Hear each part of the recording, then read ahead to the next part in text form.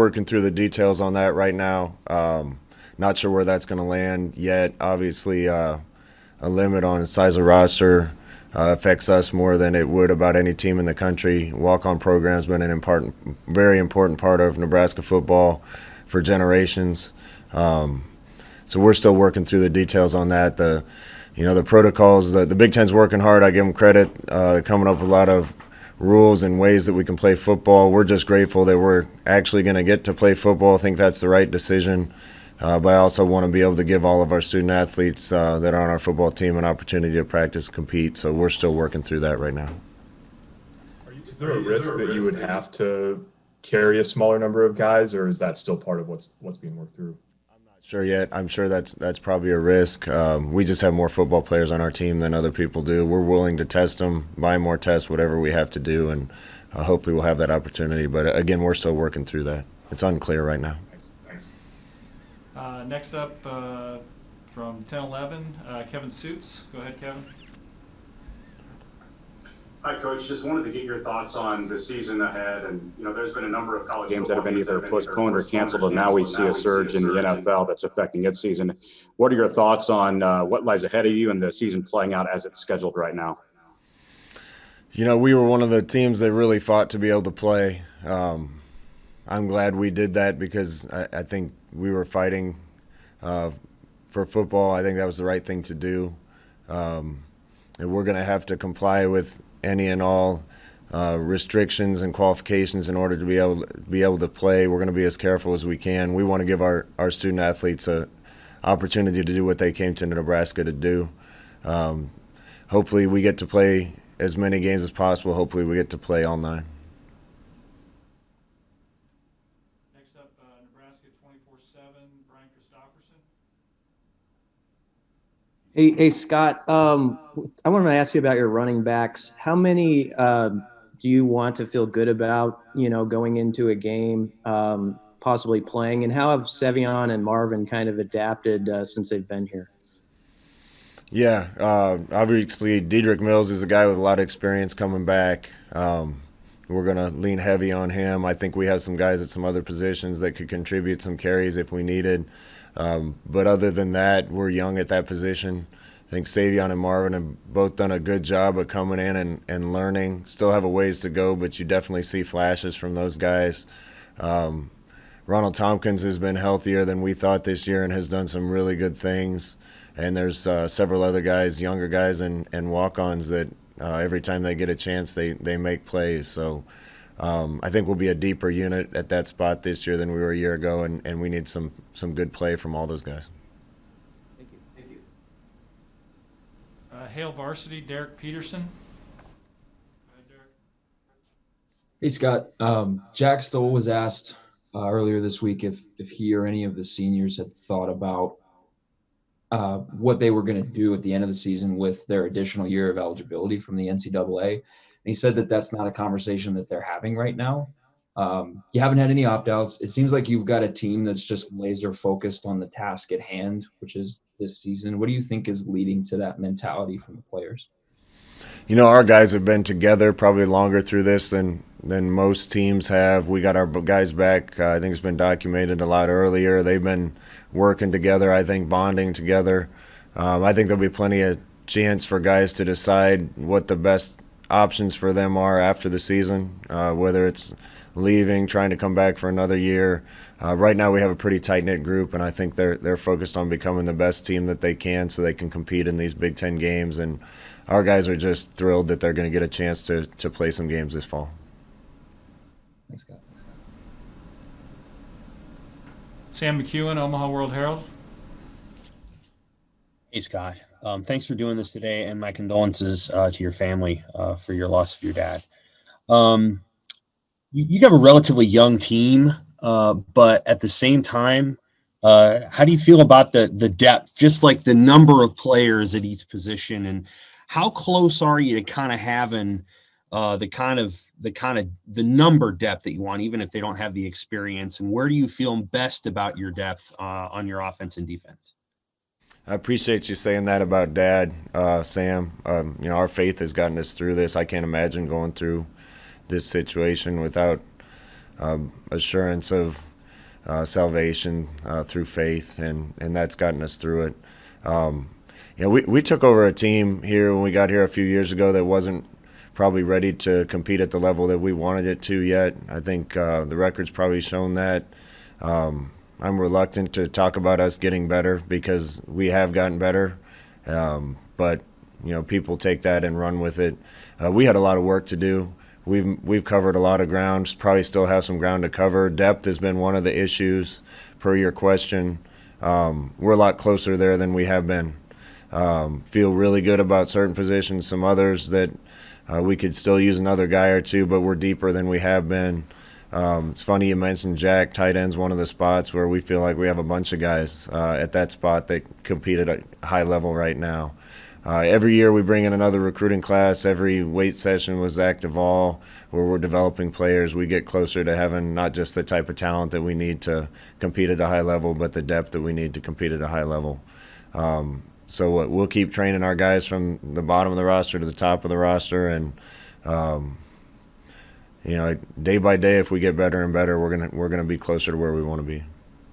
Numerically speaking, do you feel better about your offensive depth or your defensive depth? I'd have to paint that answer with some broad strokes. I think it's probably more position specific. We weren't very deep at receiver last year, and through recruiting and development, I feel a lot better about that spot. But there's probably some other spots on both sides of the ball where we lost a key guy or two, and we could still use another guy. And really, I don't think we're at a point where the depth issues will show up until we start losing guys because of testing protocols this year, or losing guys because of injuries, and then there's a couple spots where that could become an issue.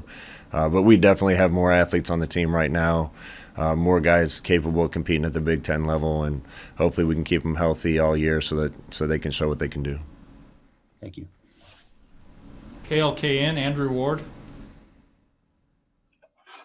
Hey, Scott, thanks for doing this. Condolences as well. You kind of touched on it briefly. What has this past couple weeks been like for you with the emotions of the Big Ten coming back and then obviously the loss of your father? Yeah, I found out about both things on the same day. The day they announced the season was the day we lost Dad. Should have been a happy day, and it wasn't. I kind of said that without faith and hope, I don't know how people get through something like that. But I'm just glad that I was blessed enough to have that kind of father. A lot of people in this country grow up without that type of father in the home, without two parents in the home. I think it's one of the biggest problems affecting America right now. And I was one of the lucky ones that had a good father that would sacrifice anything for me. It's my job now to carry that forward and give myself to other people. It's been a challenging few weeks. When I feel the most at peace and happy is when I'm out on the field with the guys and pushing them to be the best they can be. And that's been some good medication for me to be out on the field again. So I'm lucky that we're able to do that. Next up, Mitch Sherman, The Athletic. Hey, Scott, certainly echo the sentiments of the others about your dad. Hope your family's well. Can you speak to the guys getting the pads back on this week and, what that did for the spirits of your players who haven't been in that situation since November? And then a group that impacts in particular, what are your expectations going through this month from what you see out of the offensive line? It's not just the offensive line, it's our whole team. As this is played out, we lost spring ball, but we ended up with a whole bunch of non-padded practices between walkthroughs and the start of camp when the season got canceled, and then bringing guys back and have them in no pads for a long time. We were able to get a lot done, but there's only so much that you get done until you get pads on. And we're going to have to kind of fast track that. Usually you have about 4 weeks with that, and we have a little over 3. Our players haven't had shoulder pads on since November until they put them on the 30th. So at a little quicker rate than we would have had to do in order to be ready to compete, particularly with the schedule we're faced with at the beginning of the season. We need to be ready because those are some good teams. We're going to fast track that. I think it's going to help our team be ready to compete and combative and be tough. And we're trying to balance keeping the guys healthy and fresh with doing as much as we can to get them ready to play a physical brand of football. How do you feel about those guys up front on offense, particularly the leadership you have from the older guys and Cam too? Feel good about the offensive line right now. Farniok and Hymas should be ready to have the best year that they've had in Nebraska uniform. We're going to be counting on a couple young guys. Bryce Benhart and Brant Banks is going to have to contribute. Feel a lot better about guys like Cam Jurgens and Hickson having some experience and a year under their belt playing those positions and getting into games. Bo Wilson is another guy with experience that's healthy now and looking better than he did last year. There's some others that are young that we need to come along. Piper, some other guys, Bando. We're going to have to piece the thing together, but I feel like we have more bodies to choose from and more guys that are battle tested in the Big 10, and we're going to have to count on a couple young guys to grow up quick. Next up, Husker Online, Sean Callahan. Hey, Scott, I'm curious, what do you guys know as far as the travel restrictions the Big Ten's going to put down? Will travel roster size be the same size? Do you know much about kind of hotels and what they're saying as far as kind of recommendations for traveling, if there are any at all at this point? Sean, we've received a number of documents from the Big Ten. They have a lot of work to do, so you understand trying to put all these protocols in place and think through all the problems and hiccups that could arise. I don't know much about those things yet. We got a little bit of time before that first game, and hopefully we'll come to some clarity on those things. I'm just trying to get a football team ready right now. The documents they're sending us are 20 pages long and read-write like contracts, and there's still a lot of questions that we have. Right now we just got our head down trying to get our team ready, and hopefully we'll have time to solve some of those issues.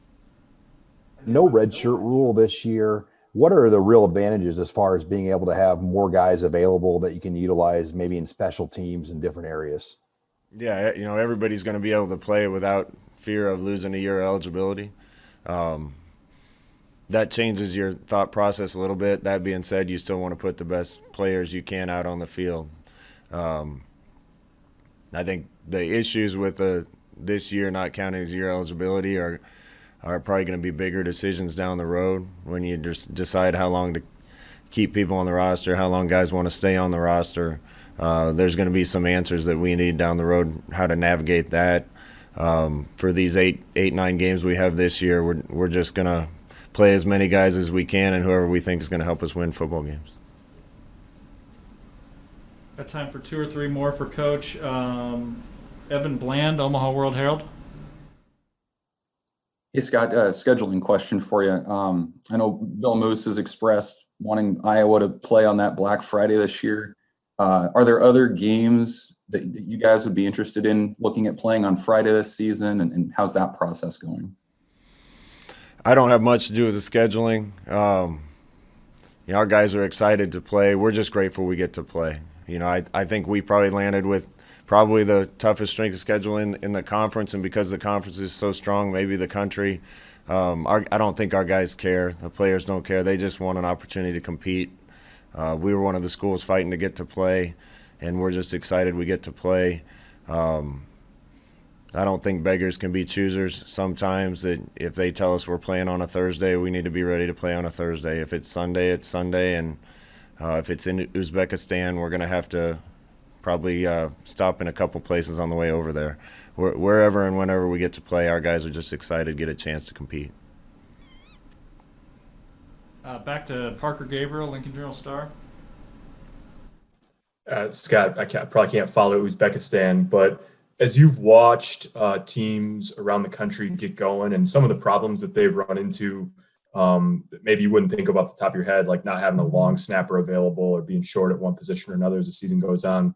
Do you think about that? Are you planning on practicing or training in any different ways as you see those scenarios? Or does the rapid testing provide you enough cover that maybe you don't have to worry about that contact tracing element as much?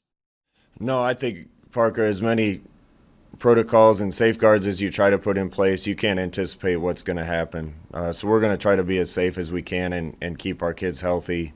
But you don't know. The one thing we've looked at is how many players we have at each position that have tested positive for the virus or positive for antibodies. Feel good about our ability to field the team at a lot of positions. There's some others we don't have any of our guys that have had the virus or have antibodies. So you just never know. I don't think there's any way to handle that. If at a couple of those positions we have 3 or 4 guys get it and are out for 21 days, it's going to be hard for us to find a way to get ready to play. That's just the way it is. I think we'd live with it if it was deep snapper. We probably have more of those on our team than some other people do, but there's a couple positions where we could be real short, real fast, and I just don't know how you would anticipate how that's going to happen. Kelsey Casper, KLKN. Hey, Coach, this unusual season obviously takes a mental toll on your players as well. How have you been able to, motivate your players and keep them positive during this time, also knowing that you're going to have to motivate them for a tough season this year? Now isn't the time, Kelsey. We're struggling to motivate them. They actually have something to look forward to and a game on the horizon now. Tough time to keep them motivated when there was so much unclarity and so many questions and so much uncertainty. Trying to get them to continue practicing when we didn't know if we were playing for sure. Once season was canceled and we were continuing to workouts, it was hard. For anybody in life, if you don't know what you're working for, it's hard to give everything you have. So we feel better about that right now than we have. This is going to be a fast season, so we need to be as ready as we can. And I don't think at this point motivation's an issue for our team or probably any others, since we're all expecting to play football. WOWT, Joe Nugent. Go ahead, Joe. Hey, Scott, no doubt the extended offseason wasn't anybody's first choice, but with the extra time, is there a positive, especially for a team trying to put in a new offense? Is there a way to use this to your advantage? Well, we got a lot of reps. I think that helps some of the new guys catch up. I wouldn't agree with you that we're putting in a new offense. We certainly have a new offensive coordinator that has worked with me before, and he and I are working hand in hand to make little changes that we need to be a more efficient offense. I think every year you change a little bit on offense and a little bit on defense. If you're not evolving, you're falling behind. But these extra practices, extra time has probably allowed a lot of our young players to assimilate a little more, get a little more comfortable, and probably have a little bit more time to get familiar with schemes on both sides of the ball. So I would kind of expect teams that need them, that a lot more young players around the league are able to contribute because of the extra time they've had. All right, and last one today, we'll wrap up again with Sam McEwen, Omaha World-Herald. Scott, you've always had a habit of telling us about any season-ending injuries that the team may have. Are there any of those at this time, players who won't be participating in camp or playing this season? Yeah, the only one I can report right now, Sam, is Braxton Clark. Was having a really good offseason as a defensive back for us, was going to be a contributor, was doing a pre-practice, not even that violent a drill, and had a shoulder issue that'll probably keep him out the rest of the season. We have a few more guys nicked up, and we're waiting to hear. But for the most part, our team's been pretty healthy. Obviously, it's heartbreaking anytime someone has a season-ending injury, and we feel for Braxton. But our guys have done a good job handling the practice they have, and for the most part, we're pretty healthy. Your corner depth's a little tight with Braxton out. I mean, that doesn't leave you with a lot of wiggle room, right? We'll see. There's a lot of young guys doing a lot of good things. Some guys playing well right now. So I got a lot of confidence in the guys we have. Braxton was certainly going to be a part of that. We actually think we have a good chance of getting Quentin Newsome back. The extra time probably helped us with that. He's been cleared. That certainly helps. and some other young kids that we brought into the program are doing a really good job, and I think are going to be able to compete this year. We certainly can't handle a lot of injuries at a few positions, that being one of them, but our team will rally.